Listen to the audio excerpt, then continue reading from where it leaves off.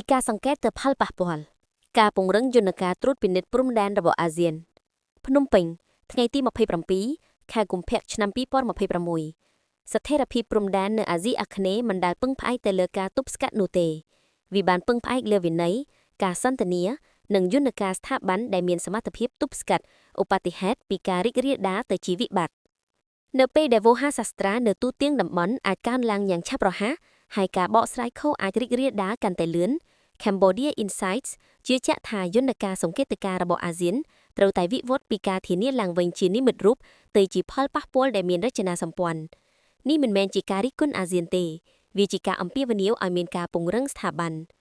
អធិបតេយ្យភាពជាមុនសិនស្ថិរភាពជាមុនសិនជំហររបស់កម្ពុជានៅតែច្បាស់លាស់អធិបតេយ្យភាពមិនអាចចរចាបានទេ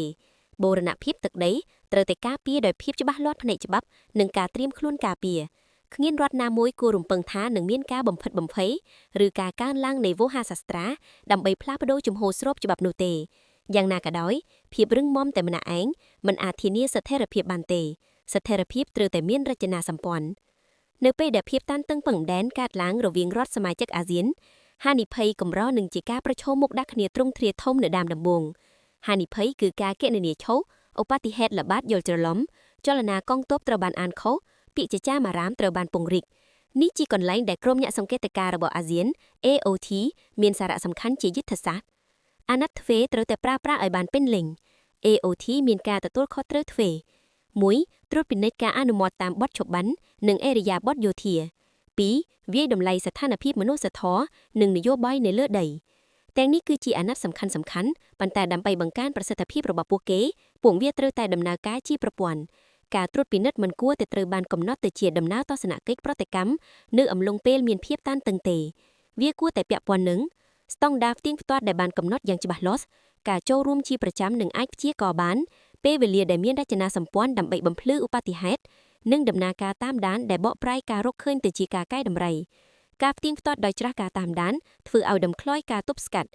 ការសង្កេតដោយមិនមានរចនាសម្ព័ន្ធមានហានិភ័យคล้ายជាពិធី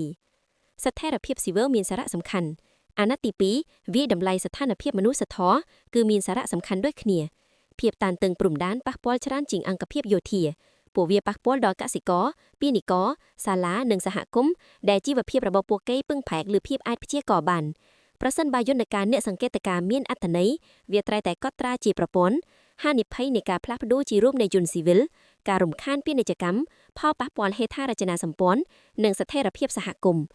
សន្តិភាពមិនមែនជាអវត្តមាននៃការបាញ់យើងនោះទេវាជាវត្តមាននៃជីវិតធម្មតា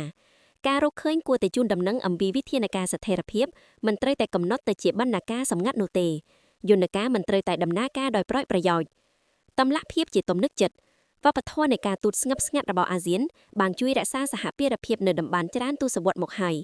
យ៉ាងណាក៏ដោយនៅបរិមាថាបច្ចុប្បន្ននៃព័ត៌មានថ្មីការស្ងៀមស្ងាត់អាចបង្កើតកន្លែងសម្រាប់សម័យដោយអចេតនាតម្លាភាពដែលបានកាលីប្រេឡើងសេចក្តីសង្ខេបដែលមានពាក្យពេចន៍ប្រយ័ត្នប្រយែងផ្ទៀងផ្ទាត់បរិយាយដែលវៀងផ្ទាត់បានហើយនិងបង្កើនទំនុកចិត្តសាធារណៈនិងប្រឆាំងនឹងព័ត៌មានមិនពិតតម្លាភាពមិនទាមទារឲ្យមានការប្រឈមមុខដាក់គ្នាទេវាទាមទារឲ្យមានភាពច្បាស់លាស់ស្ថាប័នរឹងមាំមិនខ្លាចការពិតនោះទេការពិតបង្កើនទំនុកចិត្តកម្លាំងស្ថាប័នការពារភាពជាមជ្ឈដ្ឋានរបស់អាស៊ានប្រសិនបើយន្តការសង្កេតការណ៍របស់អាស៊ាននៅតែមានទំនុកចិត្តនិងមានរចនាសម្ព័ន្ធជំលោះនៅតែនៅក្នុងស្ថាបត្យកម្មតំបន់ប្រសិនបើពួកនេះលេចឡើងឲ្យមើលទៅអាកំណាស់ឬមិនស៊ីសងគ្នាទេវិញនីតិកតន័យខាងក្រៅទទួលបានឥទ្ធិពលដូច្នេះការពង្រឹង AOT មិនមែនអំពីការគ្រប់គ្រងភាពតានតឹងព្រំដែនពីកកទេវាជាការពង្រឹងសមត្ថភាពអាស៊ានដើម្បីគ្រប់គ្រងការងារខ្លួនឯងការត្រួតពិនិត្យមានការចូលរួមជាលក្ខណៈវិជ្ជាជីពគួរមានដូចនេះការចងចាំស្ថាប័នអំពីឧបទ្ទហេតុកន្លងទៅការតាមដាននិន្នាការពេលទៅលើទិន្នន័យការបណ្ដុះបណ្ដាលវិជ្ជាជីពសម្រាប់អ្នកសង្កេតការណ៍ការតាក់ទងច្បាស់លាស់រវាងការរកឃើញនៅលើដីនិងការពិភាក្សារបស់អាស៊ាននិងការតាមដានស្ថិរភាពដែលអាចវាស់វែងបានស្ថាប័ននុបនាមផ្លាស់សន្តិភាពពីការច្នៃប្រឌិតទៅជាស្ថាបត្យកម្មមេដឹកនាំតាមការកែតម្រូវស្ថាប័នការលើកទឹកចិត្តឲ្យអាស៊ានធ្វើឲ្យយន្តការសង្កេតការណ៍របស់គេមានរចនាសម្ព័ន្ធនិងមានឥទ្ធិពលឡើងមិនមែនជាការលីគុណនោះទេវាជាអក្ខកិរិយានៃទំនុកចិត្តកម្ពុជារឹងមាំនៃអធិបតេយ្យភាពនិងស្ថិរភាពនៃការទូតរបស់ខ្លួនទទួលបានប្រយោជន៍ពីស្ថាប័នតំបន់ដ៏រឹងមាំតំបន់ទាំងមូលក៏ដូចគ្នាផងដែរវោហារសាស្ត្រាកើនឡើងអាចទាក់ទាញការចាប់អារម្មណ៍យន្តការដែលមានរចនាសម្ព័ន្ធការពារវិបត្តិ រដ្ឋដ៏រឹងមាំការពារអធិបតេយ្យភាពរបស់ខ្លួនរដ្ឋដ៏យុទ្ធសាស្ត្រពង្រឹងស្ថាប័ន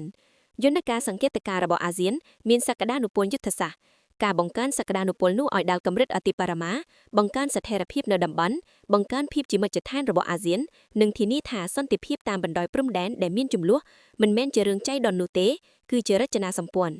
នៅក្នុងសម័យកាលនៃវោហារសាស្ត្រាកើនឡើងនិងព័ត៌មានមិនពិតញ៉ាន់រុះរឿនការសង្កេតការណ៍ដែលមានរចនាសម្ព័ន្ធមិនមែនជានិមិត្តរូបទេគឺជាយុទ្ធសាស្ត្រ